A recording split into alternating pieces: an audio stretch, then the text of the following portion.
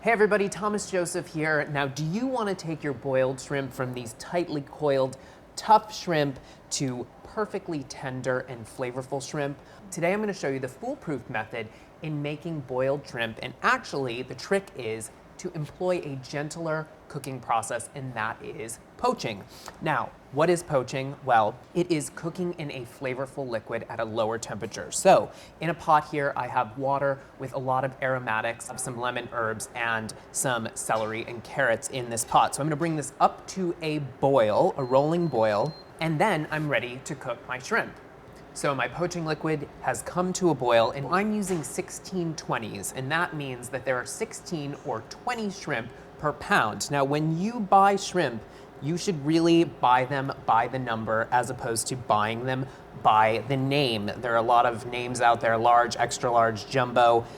You really know what you're getting when you buy by the number. Now, I have the shell on the shrimp. That is one trick in achieving a very flavorful shrimp, because the shell actually gives a lot of flavor. So not only do we have a poaching liquid that adds flavor, but cooking with the shell on as well does that. So this needs to come up to almost a boil, and that'll take about a minute and a half, and then the shrimp are completely done.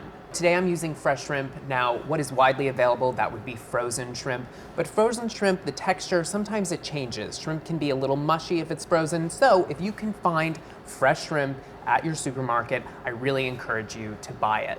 So my poaching liquid is almost back to a boil. I'm going to take one of the shrimp out and test it. And this is really the only way in which you know if your shrimp are done. I'm just gonna dunk it in some cold water so I can handle it.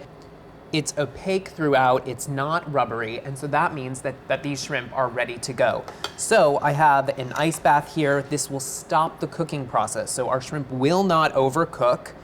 So now for the final step, and that is peeling and deveining the shrimp. So with my fingers, I like to remove the shell. I usually start at one end. Now, it's up to you whether you like to keep the tail on for presentation or if you would like to remove that. I'm gonna keep the tail on. And then for removing the vein, take a sharp paring knife, glide it along the back. You don't wanna cut too far into the shrimp.